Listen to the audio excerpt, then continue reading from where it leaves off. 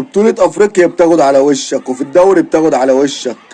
بيخسر في بطولة افريقيا وينزل سادس دوري في نفس الدقيقة، سبحان الله. ولعيب نازل بكوباية شاي، ولعيب بيلعب غصب عنه، ومدرب بيدرب غصب عنه.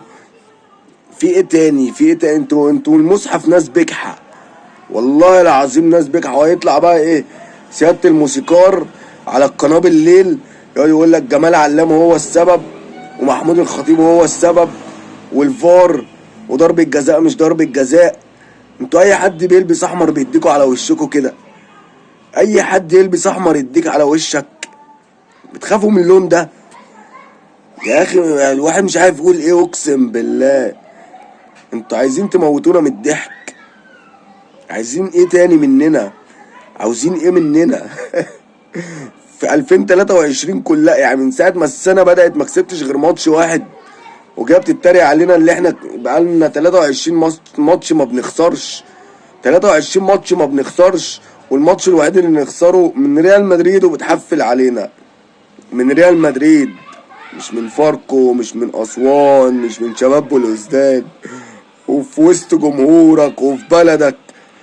طب عايز ايه تاني يا اخي؟ ده انتوا ناس بجحة، اقسم بالله، والله ناس بجحة. مدرب بيدرب غصب عنه، ولاعيب بيلعب غصب عنه. مستنيين ايه يعني من مصطفى شلبي وهو بيلعب في النادي غصب عنه؟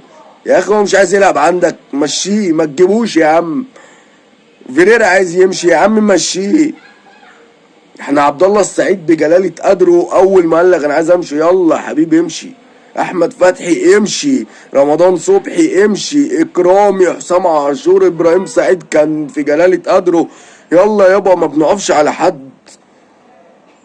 حسام وابراهيم حسن، يلا ما تعدش بقى، والحضري وغيره وغيره، ما وقفناش على حد. هيطلع بحجة جمال علام واتحاد الكورة وما ايدليش الثلاث صفقات. كانت هتعمل لك ايه؟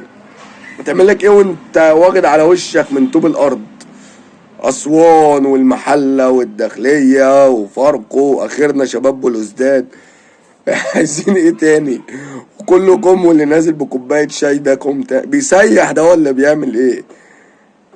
رافع له ايه وبيسيحه؟ نازل بكوباية شاي الملعب. وقبل كده كان مش عارف طارق يحيى ولا محمد صلاح قاعد بكوباية شاي بلبن. ده انتوا نادي اقسم بالله هتموتونا من الضحك. كانت كل قرف مليتوا البلد.